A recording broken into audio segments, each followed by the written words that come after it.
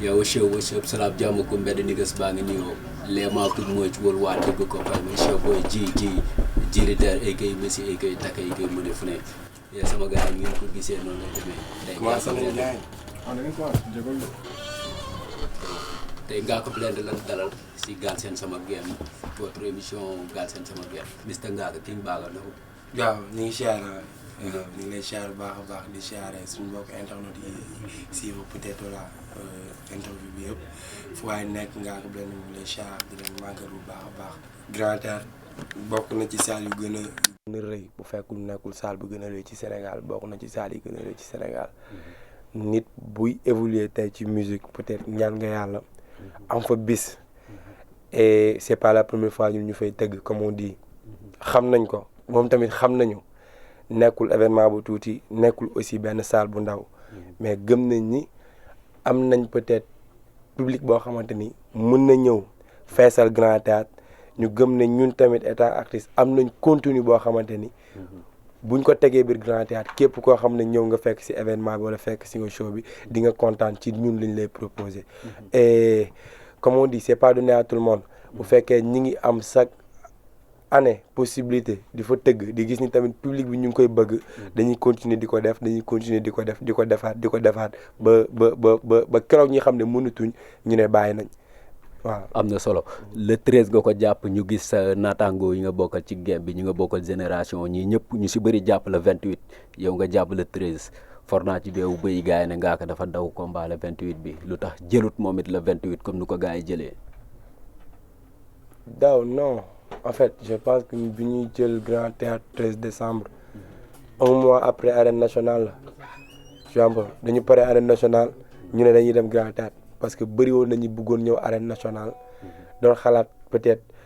manque de sécurité wala stade bi nu mu enclavé wala et cetera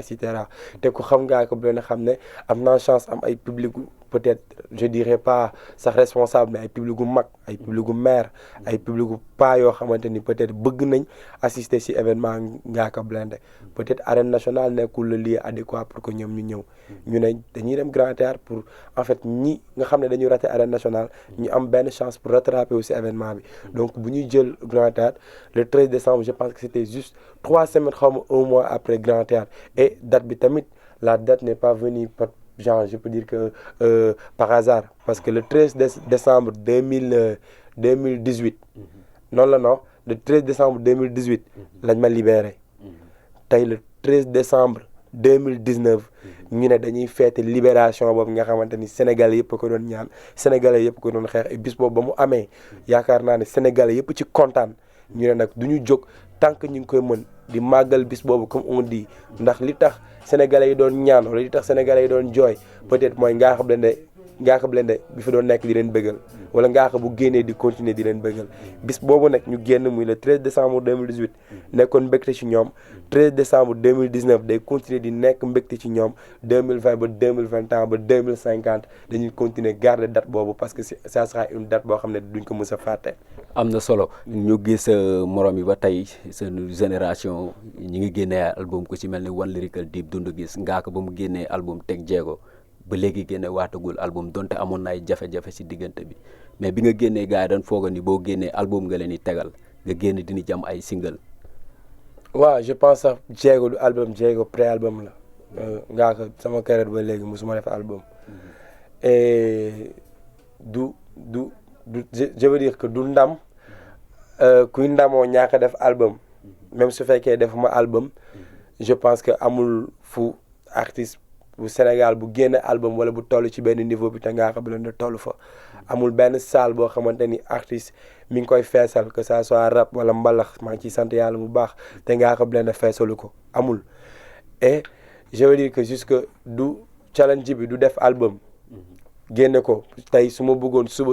ma génne album suba mun naa génne album am naa contenu bi am naa son yi am naa titre yi am naa équipe bi mais du loolu laa soxla bëgg naa tey su ma demee bay génne album ma ni kat Ngaaka Blindé bi nga xamante ni genre defagul album tey am aura bi mu am ci marché hip hop sénégalais am aura bi mu am ci tey ci marché musique sénégalaise dama naan su may demee bay génne album lan la album bi di yokkaat ci sama carrière ban avantage la may album bi di indilaat quoi je sais pas si tu comprends un peu c'est-à-dire bëgguma ñëw def album après continuer waat nekk ci même lancé bi ma nekkoon continuer nekk même Ngaaka Blindé bu ma nekkoon bëgg naa su demee ba sama album di génn mu leer ma ne que ni dinañ ci liggéey boo xamante ni bu album bi génnee waxuma Ngaaka Blindé en personne quoi mais hip hop Sénégal dinañ ko gis ci beneen niveau dinañ ko gis ci beneen étape et yàqamtiwuma ko et je pense que ak équipe bi may liggéeyal là pare nañ sur tous les plans et incha allah je pense le 13 décembre bii ñu jëm mooy nekk date bi nga xamante ni war nañu annoncer c'est à quand l'album de Ngaaka Blindé. gis naa c'est ça gram nga annoncé ni double album ngay génnee booy am nga fit. double album booy. des fois sax damay fàtte maa ngi lay jox ay code ndekete yow yaay xam luy xew si dëkk bi. waaw effectivement lancé nañ que ni double album bi c'est pour 2020. et incha allah rabi dinañ def double album pour 2020. et double album boobu comme li may wax léegi ci sama début wax. loolu laa doon xaar. am loo xamante ni bis bu ma ko defee waxuma. su fekkee ni man naa su ma naree génne album damay continuer nekk même Ngaaka Blindé bu ma nekkoon wala hip hop bi nga xamante ni man dama ci nekk yàgg rêvé pour bokk ci nit ñi nga xam dañ koy jëlee plan X yóbbu ko plan Z su fekkee ni sama album narul def loolu pour hip hop sénégalais narul def loolu pour ci carrière Ngaaka Blindé yàlla bu ma ko def quoi parce que gisuma benn sens def album juste pour bëgg def album fu artiste sénégalais peut-être di teg tànkam maa fay teg sama tànk li ma bëgg mooy su ma demee bay def album mu leer que ma ni album bi waxuma la sax ay hip hop wala musique sénégalaise quoi mais dina nekk fierté sénégalais yëpp dama cee am mbébét dama cee am objectif ci double album bi may génne peut-être eggaguñ ci mais buñ ci eggee tamit incha allah rabbi nañu yàlla may kattan yàlla may ñu gëm-gëm ak possibilité ba objectif bi ñu visé ci double album bi ñu atteindre ko. kon mën nañ xaar Ngaaka Blindé double album international lay génne. ni nga waxee nii oui c'est évident loolu c'est forcé quoi c'est évident defuñu double album pour le marché sénégalais su ñuy def double album primo c'est pour que affaire bi propulsé wu sur le plan international après sur le plan international am na yeneen objectif yoo xamante ni peut-être visé nañ ko et bu loolu bu demee ba jege si waxuñu sax sorti album bi en 2020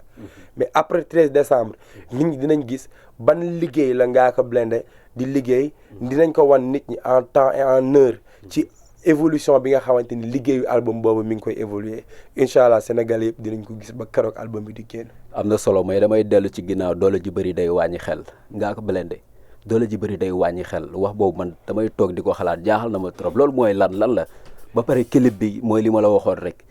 clip bi nga def ko ba gars yi naan Ngaaka Blindé bi formation la nu mu demee noonu nga tourné waat na doole ji bëri day wàññi xel booy temps yi sa wax yi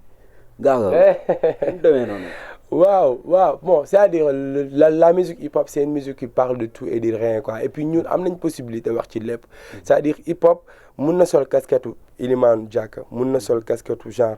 pape bu nekk ci église mun na sol casquette agresseur bu nekk ci mbedd bi que mun na sol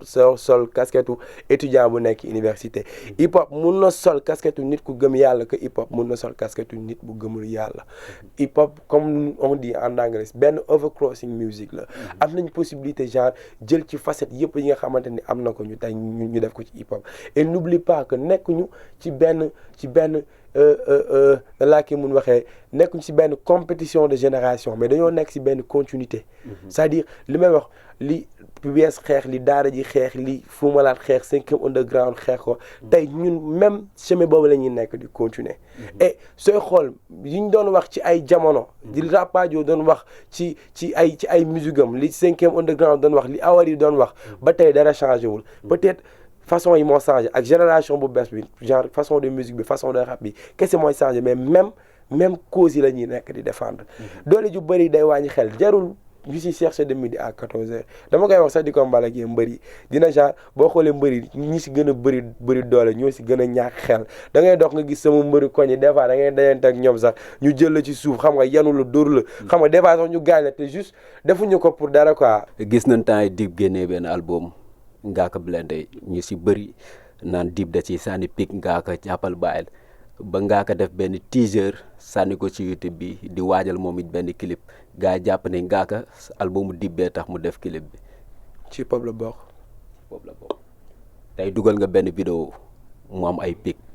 ci pop la bokk. lu waral titre sound bi nga génnee tey titre bi dafa yéemu. terrain Rebeuss affaire de bandi la fa la bandi di dajaloo ko gën a bandi sa morom rek da koy wane. mais war nga mën a wax Ngaaka Blindé dëkk koñu Khalifa Sall moo tax ngay sàcc man ci ay ministre laa yoree moom loolu loolu. ça c'est les punchlines, ça fait partie du hip hop. non mais lu tax punchline bi nga taamoo ko Grand Yoff. parce que peut-être bon pour lan mu war a nekk je sais pas pour lan nga bëgg jël ko yóbbu ko Grand Yoff. non parce que yow yaa tudd Khalifa Sall sa Grand Yoff la dëkk. waaw en fait tout ça fait partie du hip hop c'est-à-dire quand on peut chercher plus loin pour voilà nit ñi mën a creuser seen xel pour comprendre il parle de quoi xam nga lii nii attaque bi fan la jëm fan la ko yóbbu. dafa mel ni Ngaaka Blindé lu mu daan nëbb ay temps léegi da ko bàyyi fële quoi tey jaar léegi ci digg bi.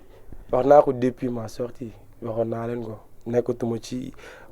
peut-être waa bàyyi mu sedd bàyyi mu jàll soo ma waxee benn dama lay wax fukk soo ma woowee ci xuloo dama lay woo ci xeex. et puis voilà. am na solo mais pour ñu waaj a tëj émission bi ñu ngi koy waaj a tëj mais avant ñu koy tëj rek Ngaaka Blindé nee na 2020 la album moom di génn pourquoi pas defoo ko 2019 pour guerre bi gën a saf mondial. en fait guerre bi du ci ay. album sa digganteeg Dip la pigi gaa ngi koy jot bu baax a baax. mais ça fait partie du hip hop. si la bokk. waaw donc amul ay c'est pas amul ay chercher muy 2019 wala 2020 man musuma génne album et puis genre y a combien d'artistes yu génne combien d'albums et puis ba léegi Ngaaka Blindé mu ngi exister aujourd'hui mun a wax ñaari rappeurs wala ñett si hip hop sénégalais te doo ko wax. La nuit des avocats. oui la nuit des avocats primo genre à la base avocats yi nga xamante ni ñëpp dañoo nekkoon di plaider Ngaaka Blindé. et joxe ci seen énergie ñu ci bëri nag mun naa ne xaaruñu ci woon 100 francs ñi ay artistes jël la ñu ñëw di défendre dossier bi ñenn ñi ñu ay samay frères samay nit xam nga jël la ñu ñëw di défendre dossier bi et bu ñu génnee tamit mu nekk fierté ci ñoom ñun tamit dañu am benn reconnaissance bu ñu leen waral et du coup je me suis dit que ku ci nekk ci li nga am nga mën a delloo nit ñu njukkal man hip hop laa am show laa am ma jël 13 décembre bi nga xamante ni dafay considérer ak jour ñoom bi ñu taxawoon di plaider ñu jox leen ko pour delloo leen njukkal pour wan carrément que ñun aussi am nañ benn fierté ak benn contentement ci li ñu wane mais du ñoom kese du avocat yi nga xamante ni ñoom dañuy sol seen robe avocat ñëw plaider mais la nuit des avocats c'est la nuit de tous les Sénégalais parce que ci problème Ngaaka Blindé Sénégalais yëpp soloon mbubu avocat di ko plaider di jël défense am donc tey 13 décembre bi dañ ko jël non seulement pour les avocats yi nga xam ne ñoo nekkoon di plaider Ngaaka mais pour tous les Sénégalais yi nga xamante ni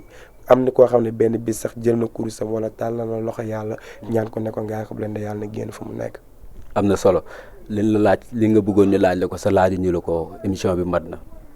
waaw rafet na je pense que voilà xaw nañ tënk lépp. di leen jaajëfal di leen remercier waat ci opportunité bi parce que dañ koy soxla pour public bi xam suñu état d'esprit ak fu ñu toll ci liggéey bi donc maa ngi jaajëfal ñi nga xamante ni ñëpp ñu ngi ko doon suivre sur le net.